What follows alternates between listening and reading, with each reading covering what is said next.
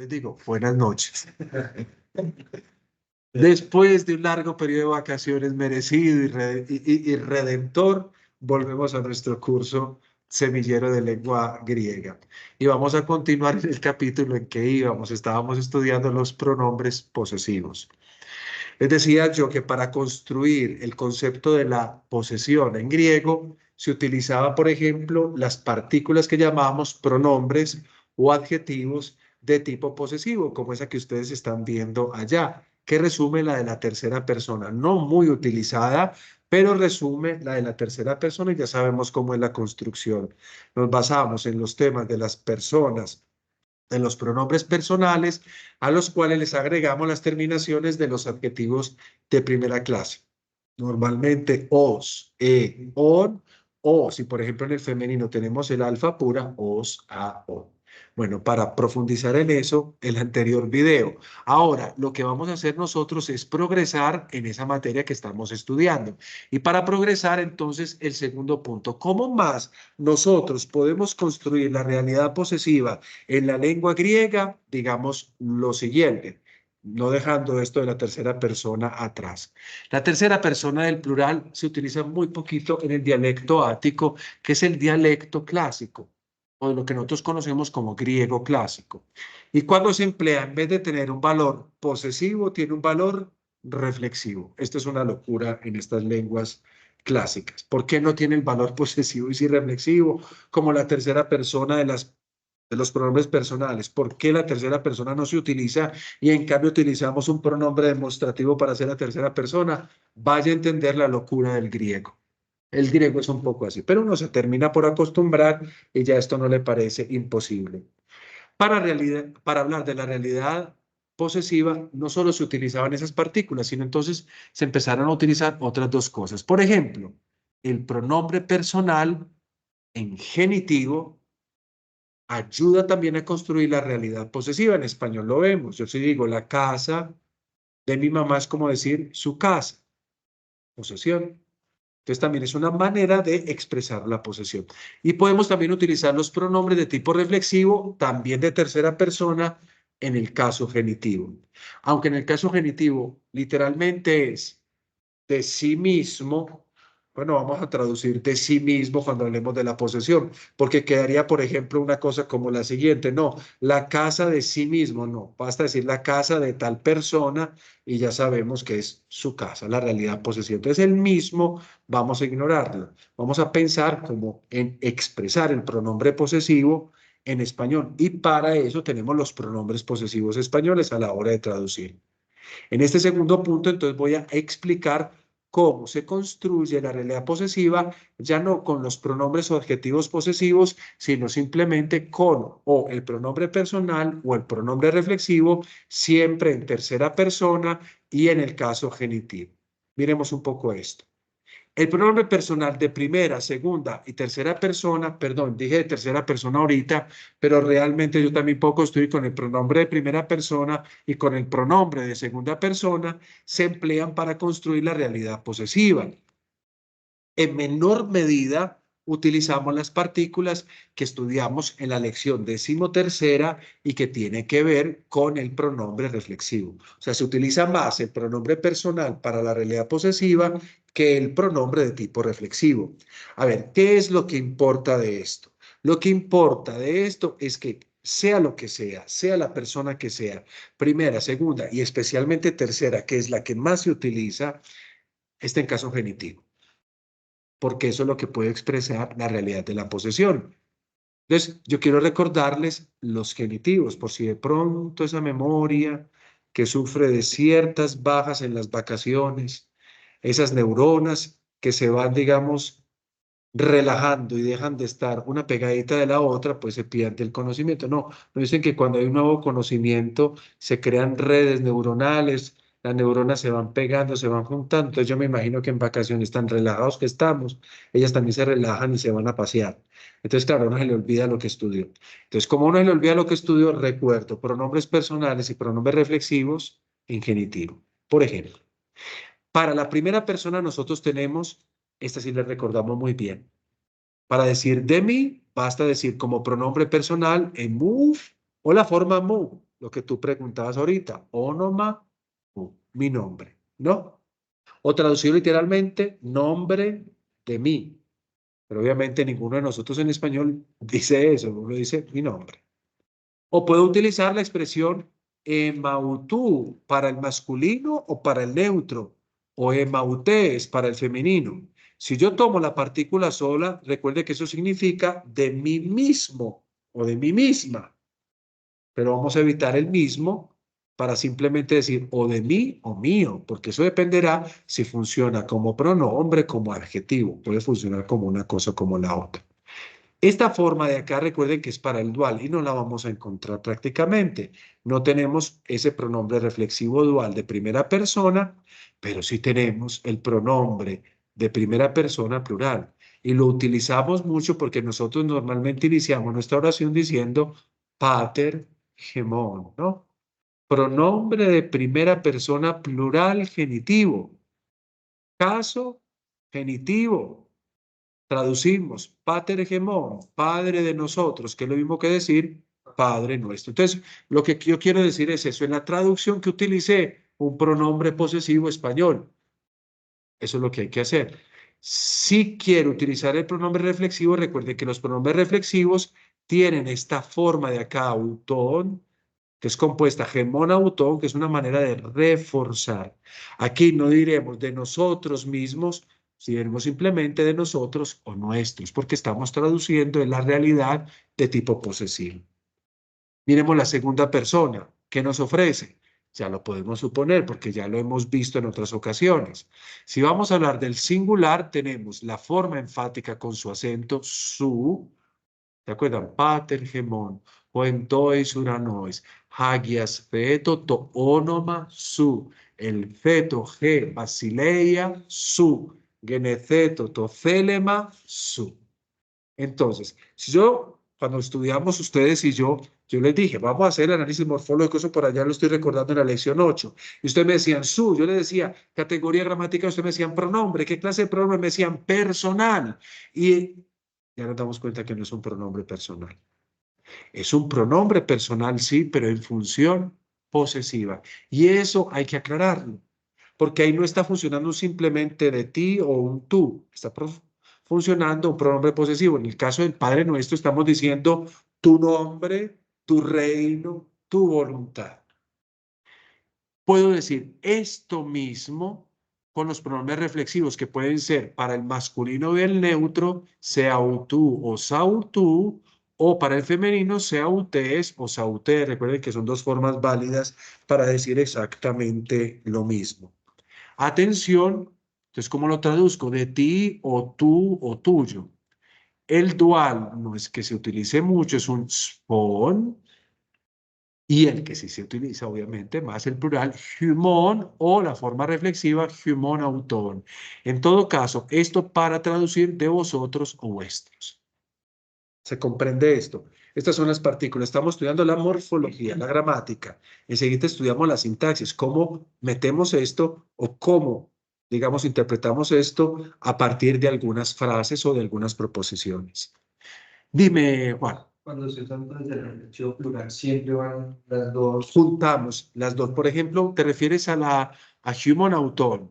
Las dos deben aparecer junticas. Sí, van a aparecer junticas. Entonces uno mismo lo detecta. Cuando es human auton, si ustedes traducen literalmente de vosotros, de ellos, suena como raro, ¿no? No, no es de vosotros, de ellos. Simplemente un de vosotros. Es un énfasis que se hace siempre con el pronombre de tipo reflexivo, que en este caso, si fuera pronombre reflexivo, se traduce fácilmente de vosotros mismos. Pero aquí está en función posesiva, entonces evitamos el mismos. A veces de pronto podrá salir el mismos, pero es mejor evitarlo. Esto, claro. Ahora movámonos hacia la tercera persona. Observe que en la tercera persona tenemos lo que ya nos suponemos. El pronombre personal autú o autés, autú para el masculino o el neutro y autés para el femenino. Recuerdo que esto propiamente no es un pronombre personal, es un pronombre demostrativo que se usa como pronombre personal. O sea, esto es un juego. Análisis morfológico, pronombre personal en función posesiva. Pero si somos realistas, es un pronombre demostrativo en función personal, pero en función posesiva. O sea, es un juego largo. Puedo utilizar el pronombre reflexivo, que se utiliza mucho, el tú, para el masculino o el neutro, o el geautes. Lo cierto es que esto significa de él, obviamente masculino, de ello neutro o de ella femenino. Vamos a encontrar el autoin, pero bueno, vamos a encontrar eso sería casi que como, como buscar el trébol de 4 hojas o la aguja en el pajar. Es decir, no se encuentra, es muy difícil hallarlo.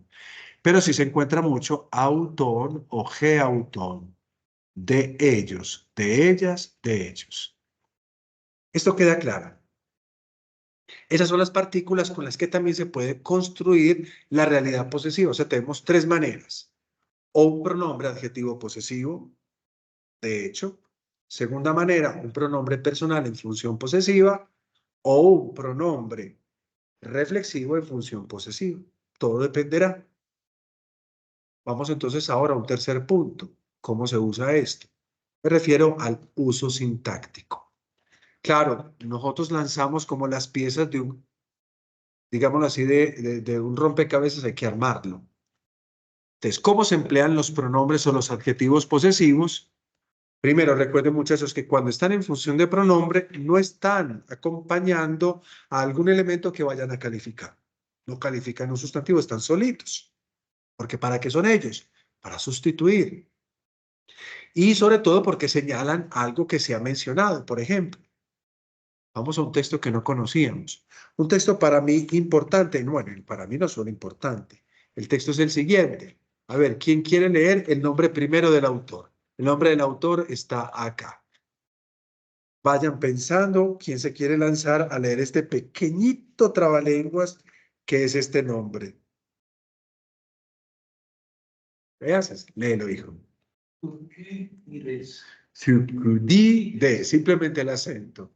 Nosotros en español a Tucídides lo conocemos como Tucídides. ¿Alguno ha escuchado ese nombre? Tucídides es el que llaman el padre de la historiografía científica. ¿Quién era Tucídides? Tucídides era un militar ateniense que participó en las famosas guerras del Peloponeso. La Liga del Peloponeso, lideradas por los espartanos, un grupo de pueblos que se levanta, liderados por los espartanos, en contra de la Liga de los Delios, liderados por los atenienses. Y uno de los militares atenienses, digámoslo así, era Tucídides o Thucydides, ¿no? Como aparece ahí. Thucydides, un poquito como enredadito, pero para calentar, apenas llegados de vacaciones, la lengua va muy bien.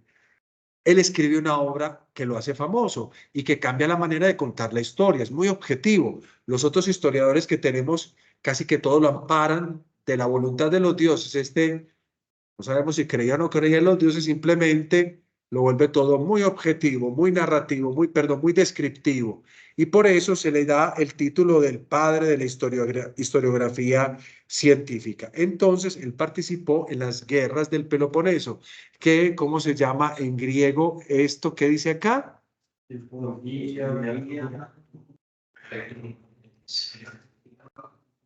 Muy bien. Historia tu Peloponnesiacu polem. Polem viene del griego polemos, que significa guerra. Polemos, polemu, ho, la guerra. La historia de la guerra del Peloponeso, del mundo griego. Es famoso por esa historia que ustedes pueden leer en algunos de los libros de la biblioteca. Tenemos algunos fragmentos de esta historia. Bueno, en esa historia existe la siguiente frase, la siguiente proposición. ¿Alguno quiere leerla, por favor? Sí. Luz oikías ekratúnalo kai hoi atenaioi ta etcétera. Muy bien. Hobrasida, estas en oikias, ekratunato, kaihoyacenayo y ta, etcétera, ¿no? Muy bien, muy bien la lectura, porque después de unas vacaciones uno dice, se borró todo y no. Entonces es un signo de profunda esperanza. Bien, ¿Qué es lo que hacemos nosotros cuando empezamos a analizar un texto? Vamos a comenzar entonces por el verbo. Y dentro de esto que ustedes tienen acá, ¿qué tiene cara de verbo? Bravo, ekratünato. Bueno, verbo difícil, difícil digo yo porque no es un verbo que hayamos estudiado de una forma verbal que lo hayamos hecho. Vamos a señalarlo con esta línea de acá para que sepamos que entonces aquí tenemos el núcleo de nuestro predicado. ¿Listo? Ekratünato. ¿Ustedes qué creen esto que podría ser? Perfecto. Un aumento. Tiene un aumento, bravo, es un tiempo histórico, pero la terminación no coincide con lo que sabemos del imperfecto, que podría ser un auristo. Cuando no nos den imperfecto, digamos auristo es lo mejor, porque realmente lo es. Hay muchas maneras de construir el auristo. Eso es un tema que estamos en deuda de poderlo exponer, pero todavía no tenemos lo necesario para construirlo bien. Creatividad. Entonces, si yo quito la E del aumento, la épsilon del aumento, me queda un verbo que es no. Gratuito. Me perdonan la letra, que esto es muy difícil escribir así con este lapicero óptico, así no escribe uno cómodamente, pero si muevo, ustedes saben que los medios de aquí del seminario es que si tú mueves la pantalla se apaga el televisor, entonces es mejor no mover nada. Entonces dejamos así, los medios nuestros son medios sencillos, muy buenos, pero sencillos, pero con sus mañas. Bien, gratuito significa algo así como fortalecer, fortificar. ¿Ustedes se acuerdan de un videojuego que mis sobrinos juegan con un personaje que se llama Kratos, el dios de la guerra, ¿no? Y también tenemos una palabra como democracia, ¿no? El poder del pueblo o el gobierno del pueblo, o la plutocracia, el poder de los ricos, ¿no? O la aquí, de esa palabra, ecrationato. Ecrationato entonces sería poner el verbo fortificar, pero en auristo, es decir, en algo que ya pasó. Fortaleció. Ahora tenemos que buscar qué. El primer argumento, porque siempre que encontramos el núcleo del predicado, buscamos el primer argumento que sería qué cosa. El sujeto que debe estar en nominativo. ¿Y qué hay acá que esté en nominativo? Muy bien, obras idas. Aquí lo tenemos el sujeto. Aquí también tenemos una cosa en nominativo, pero no la hemos tenido en cuenta por una simple y llana razón, por el CAI. El CAI se está separando las dos proposiciones que tenemos acá, entonces estamos analizando simplemente la primera proposición de estas, Brasidas. ¿Y qué es Brasidas? Quisiera saber, quisiera escuchar la imaginación de ustedes. ¿Qué piensan ustedes que puede hacer Brasidas?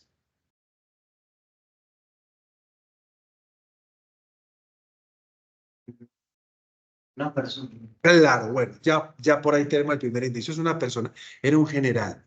¿Se acuerdan que yo les había dicho el enfrentamiento entre los delios liderados por los atenienses, del cual forma parte Tucídides, pero también el enfrentamiento con la Liga del Peloponeso, del Peloponeso, liderado por los espartanos, y Brasidas es un general espartano? La guerra del Peloponeso es del siglo V antes de Cristo, y este era un genio militar. ¿Cómo lo conoce Tucídides? Si se puede decir así, si es que lo conoce. Tucídides debía defender Anfípolis, pero resulta que ese día no estaba. Y Brasidas era uno de esos vivos y astutos que se metía siempre en las noches a conquistar las ciudades cuando todo el mundo está dormido cansado. Logra conquistar Anfípolis y Tucídides, que no se encontraba, sabía que venía, entonces se va a rescatar a Anfípolis y no la puede rescatar. Y el pobre Tucídides es mandado por los mismos atenienses al exilio. Entonces, en el exilio escribe las guerras, la historia de la guerra del Peloponeso, de una manera muy objetiva porque ya no pertenece a la liga ateniense, sino que desde afuera mira la guerra y la describe objetivamente. Brasidas es muy importante, al menos en el tiempo. Platón, si han leído El banquete, habla de él y lo compara con un personaje que ustedes sí conocen, al menos si han visto películas o si han leído un cierto poema épico, con Aquiles, ¿no? ¿Se acuerdan? El famoso del talón, el de la guerra de Troya, ¿no? Del caballo de Troya, es decir, de la Ilíada. Pues bien, Así es comparado por Platón, como si fuera Aquiles, un grande guerrero. Claro, pues que este grande guerrero no es tan conocido, definitivamente es un espartano. Entonces, bueno, tenemos que Brasidas fortaleció. Ahora tenemos primer argumento, núcleo del predicado, y que tenemos que seguir buscando un segundo argumento. ¿Hay algún segundo argumento en esa proposición? Oiquías. Oiquías, categoría gramatical. ¿En qué caso estaría este sustantivo? Claro, acusativo. Tenemos entonces nuestro complemento directo. ¿Qué género es? Muy bien, ¿qué número? Plural. Plural, porque es un acusativo plural. El acusativo plural se hace con as. ¿Y esto que hay acá qué es?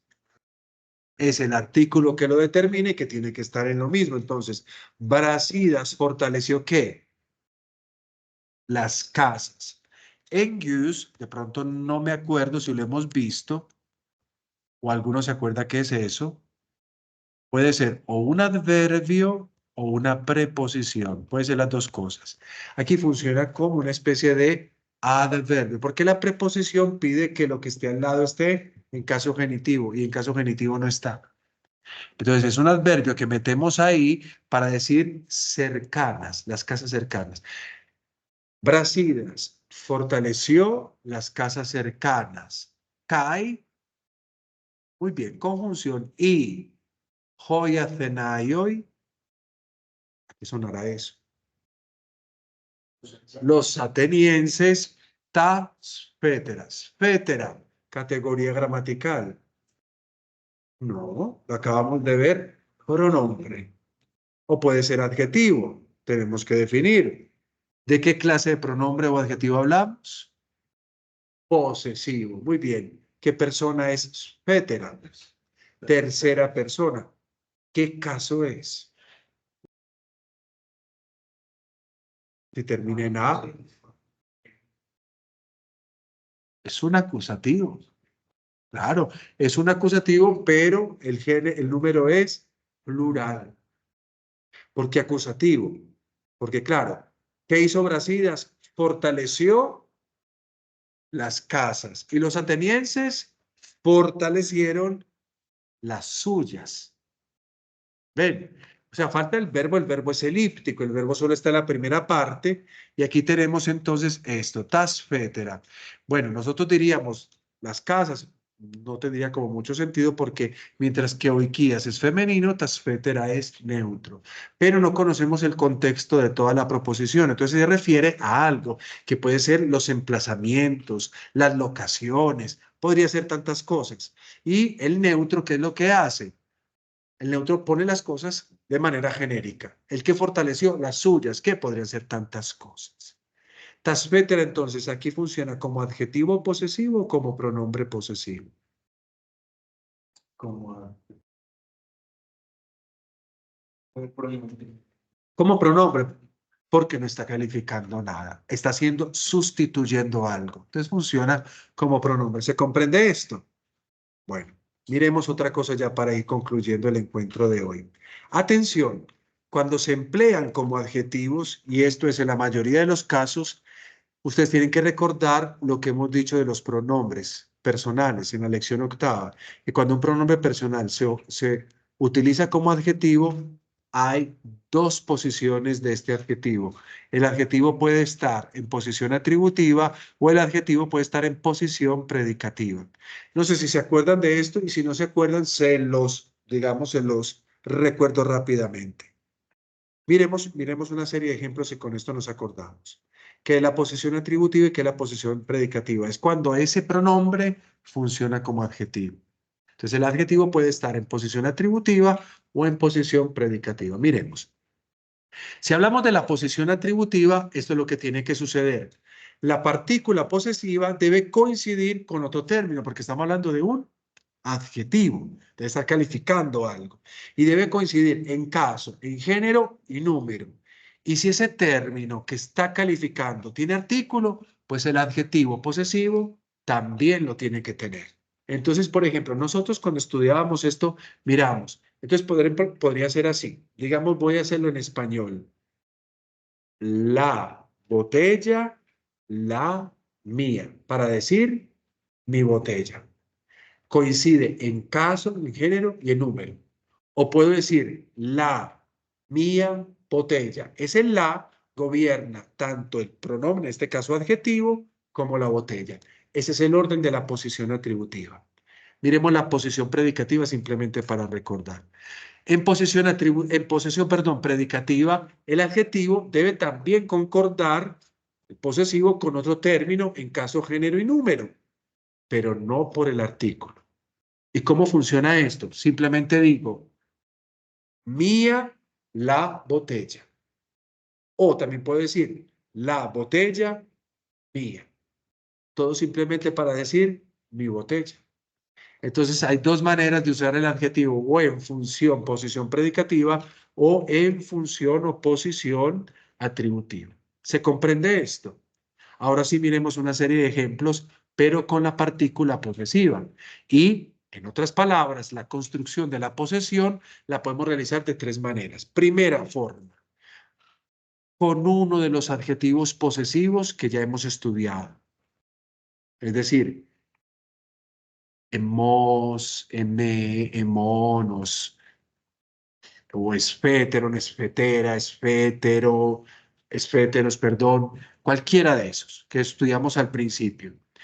Pero estos adjetivos posesivos solo pueden estar en posición atributiva. ¿Qué quiere decir? Que si el término descrito tiene el artículo, lo debe tener también el adjetivo posesivo. Observen acá y con eso comprendemos más. Leamos. ¿Qué dice acá? Joagros, jozos. Miren, artículo para el sustantivo, artículo para el adjetivo. Aquí, artículo para el adjetivo y artículo para el sustantivo. Ese es el orden. Esa es la posición atributiva. ¿Qué significa joagros, josos?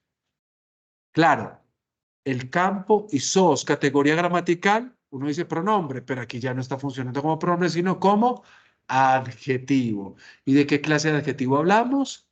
Posesivo. Si tenemos que pensar en la persona, aunque no se describa morfológicamente, esto es una persona. La segunda persona. ¿En qué caso está? Nominativo. ¿Qué género es? Masculino. ¿Y qué número es? Si es segunda persona, ¿cómo traduciríamos? El campo, pero segunda persona. Lo que pasa es que nosotros también decimos que la segunda persona es esa. Exacto, sería lo más correcto. El campo, el tuyo, que es lo mismo que decir tu campo. O sea, Juagros Josos significa tu campo, Josos Agros significa tu campo. ¿Se comprende? Entonces, si vamos a utilizar el adjetivo posesivo, tiene que ser en posición atributiva. O sea que no podemos utilizarlo en posición predicativa, sino solo en posición atributiva. ¿Se comprende esto? Miremos la segunda forma de construir la misma realidad de la posesión, pero cambiemos lo del adjetivo posesivo. Por ejemplo, con un pronombre personal al genitivo, tiene que estar en posición predicativa. Como en la posición predicativa, recordemos, el artículo lo va a tener lo que vamos a describir, pero la posesión no tiene artículo, la partícula posesiva. Observen acá. Lo mismo, el mismo significado anterior, pero mire cómo lo construimos.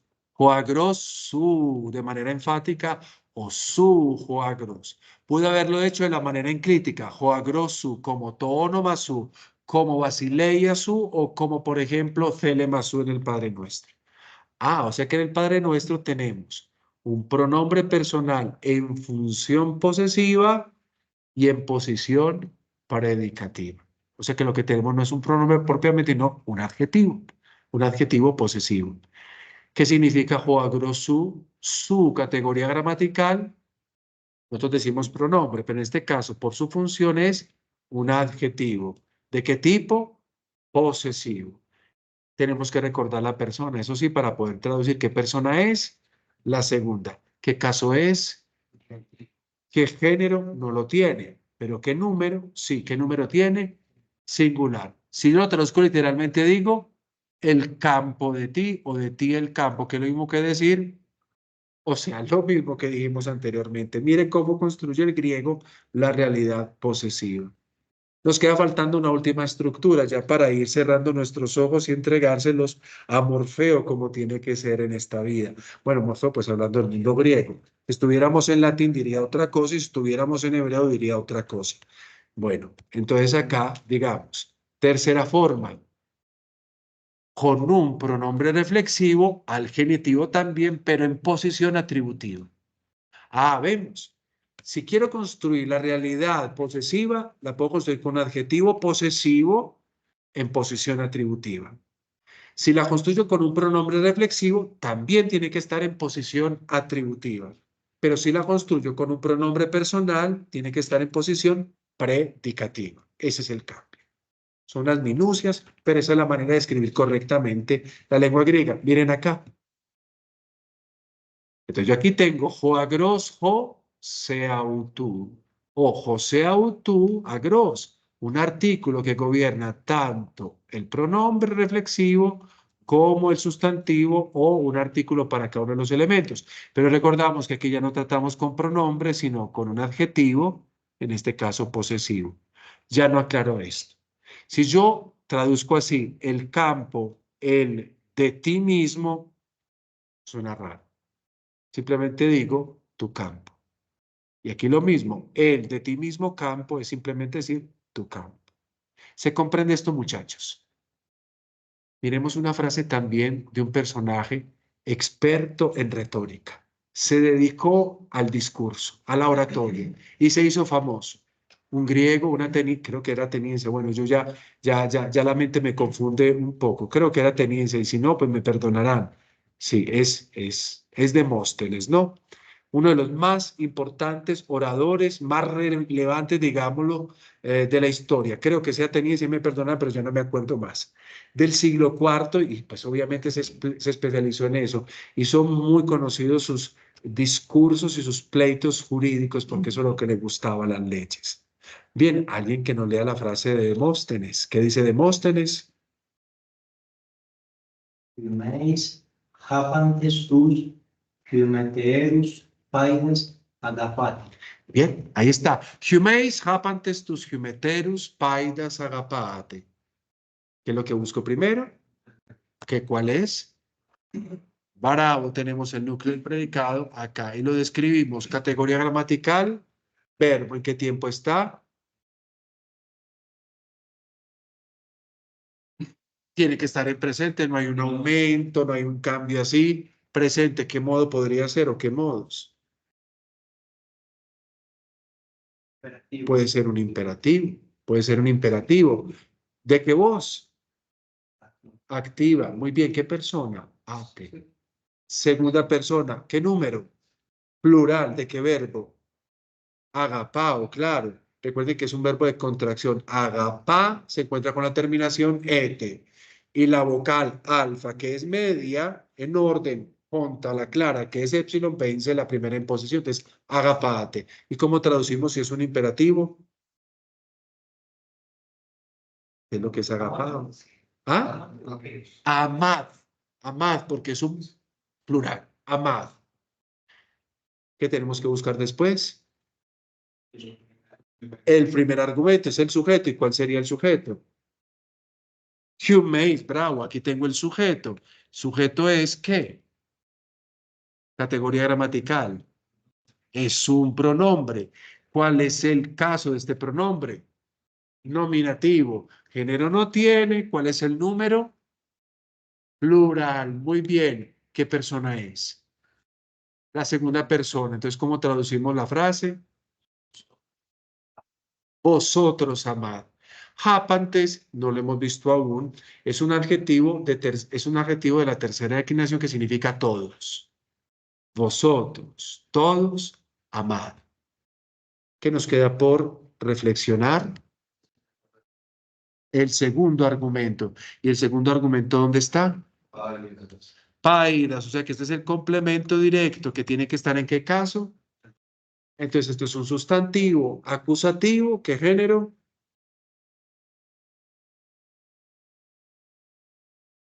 Masculino, plural. ¿De dónde viene esto? De pais, paidos, coge. Claro, podría ser femenino, pero nos ayuda a nosotros el artículo determinado. Pregunto una cosa, el artículo le viene esto y le viene esto. Entonces, ¿esto qué es? Humeterus. Hagamos el análisis morfológico de Humeterus según esa frase. Humeterus, categoría gramatical. Volvemos a mirarlo. ¿En qué posición está? ¿Está acompañando algo? ¿Está hablando de alguien? ¿O está solo? ¿Es un pronombre o es un adjetivo? Si fuera un pronombre, estaría sustituyendo algo que se dijo. Si es un adjetivo, está calificando algo. ¿Y qué está calificando? Apaitas, claro, porque mire, acusativo, acusativo. Entonces, vamos a decirlo, categoría gramatical, adjetivo. ¿Qué clase de adjetivo es? Posesivo. ¿Qué persona es? Simplemente lo digo como entre comillas. Sería como una especie de humeterus. ¿Es qué persona? En la segunda persona. Esto lo digo simplemente para poder traducir. Segunda persona, ¿qué caso es? Acusativo, muy bien. O sea que está coincidiendo con otra cosa que está en acusativo. Por eso adjetivo, ¿qué género y qué número? Masculino, plural. ¿De dónde proviene humeterus? Me devuelvo a la forma del nominativo. Muy bien, humeteros. ¿Por qué estamos hablando? ¿Sí que traduce eso? Vuestro o de vosotros. Ahora devolvámonos de nuevo para acá para que lo veamos. ¿Cómo traducimos entonces esto? Si es un adjetivo posesivo, amad, vosotros todos, amad a vuestros niños, a vuestros hijos, a vuestros estudiantes, como quieran. ¿Se comprende esto? La realidad posesiva. ¿Y en qué tipo de posición entonces está huméteros? Posición atributiva, porque el artículo gobierna tanto al adjetivo como al exacto. Ahora, Para volver a ser el tus antes del adjetivo. no porque puede gobernar. Mira que el artículo está gobernando las dos cosas. Podría estar así, tus paidas, tus humeterus, pero aquí está simplemente la forma simple, tus para humeterus y paidas. O sea, metemos el adjetivo entre ambas cosas, entre el artículo y entre el sustantivo. ¿Se comprende esto? Exactamente, Jososagros, perfecto. Y ahora yo les dije, tenemos que terminar con algo bíblico, porque no somos un grupo que proclama el paganismo, aunque ya nos tocaron la campana y los perros están que nos muerden, terminemos velozmente con esto, porque este es un ejercicio casuístico. ¿De dónde tomamos este texto? Bravo, Catamathayon. Y este Catamathayon es el capítulo 1, versículo 21. Alguno que lo lea y ya con esto nos vamos. Estetai de Junio Kai Kaleses to Onoma Autu Uyun Yesun Autos Gar Soseiton Laon Autu Apodon Hamartion Auton. Muy bien, tenemos varias proposiciones. En la primera línea, la primera la digo yo, la primera proposición que tenemos es esta que está acá. Texetai es una forma verbal que significa dar a luz, es un futuro. Entonces, dará a luz, huión, dará a luz un hijo. Lo traduzco yo porque no nos da tiempo de decir texetai, futuro. Eso es una palabra un poquito enredada y no la voy a explicar ahora, sobre todo porque no es el caso. Pero lo segundo sí lo pueden hacer ustedes. Kai kaleseis to onomautu yesun. Kaleseis to onomautu Jesús. ¿Cuál es el verbo? Bravo, kaleseis. Es su categoría gramatical verbo. O sea que tenemos el núcleo del predicado. Y atención, núcleo del predicado está en qué tiempo? Futuro. ¿De qué modo? Indicativo. ¿Qué diátesis? ¿Qué persona? Segunda. ¿Qué número? Singular. Muy bien. ¿De qué verbo viene esto? Caleo. Caleo. Entonces, kai, kaleseis. ¿Y cómo lo traducimos? Y llamarás. Y llamarás. Ahora, tonomautu y es un llamarás. ¿Cuál es el sujeto? No está acá. Es un tú. Tú llamarás. Tú llamarás, entonces Ya tenemos primer argumento sujeto, que es tácito, núcleo del predicado, tenemos que buscar el segundo argumento. ¿Cuál es el segundo argumento? Ónoma. Entonces, ónoma, categoría gramatical, sustantivo. ¿En qué caso está? Acusativo. ¿Qué género? Neutro. Ahí tenemos el to. ¿Qué número?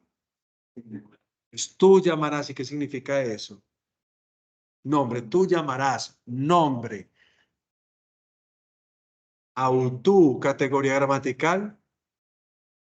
Pronombre. ¿Cuál es la persona de este pronombre? La tercera. ¿Qué género tiene? Masculino. ¿Qué número? ¿Qué tipo de pronombre es? ¿Cómo traducirían ustedes esto? El nombre Y si es de él, porque es un pronombre o demostrativo o personal. Miren la estructura. Miren la estructura. To, ónoma, auto, artículo, sustantivo. Esto sí será un pronombre. Varao es un adjetivo posesivo. ¿En qué posición? Predicativa, porque estamos hablando en la realidad de la posesión. El nombre de él, o en otras palabras, y llamarás su nombre, o darás su nombre, si queremos decirlo así. ¿Cuál es su nombre? Jesús. Ahí tenemos la tercera. ¿Ven cómo una cosa puede un poco afectar nuestra mente? Bueno, terminemos. El siguiente verbo lo tenemos acá, y este verbo, como no lo conocemos, lo coloco, viene de zo. Viendo el nombre, viendo, la forma verbal original, sosei, ¿qué es? Categoría gramatical, verbo. ¿En qué tiempo está? Claro, cuando yo agrego la sigma del sufijo, ¿qué hace la sigma? Tumba. Y entonces queda simplemente la sigma. Muy bien, futuro, indicativo, activo, ¿qué persona es? Tercera, número. Bien, entonces aquí tengo el otro núcleo del predicado. Esto significa salvará.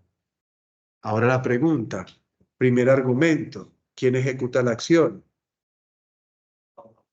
Autos. Si él es el que ejecuta la acción, un autos, ¿qué categoría gramatical tiene este sujeto? Ah, es un pronombre, claro. Ya no estamos calificando nada. Es un pronombre que sustituye ¿a quién? A Jesús, claro. Es el pronombre que sustituye. Entonces, clasifiquémoslo. Pronombre, ¿qué clase de pronombre es? Personal. ¿Qué persona es? Tercera, ¿qué caso? ¿Qué género? ¿Qué número? Entonces, él salvará. Gar, recuerde que es una conjunción. Y esta conjunción significa en efecto. En efecto, él salvará ¿a quién?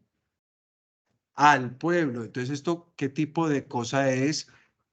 ¿Es el segundo argumento o complemento directo? Muy bien. Entonces, él salvará al pueblo. Autú, categoría gramatical.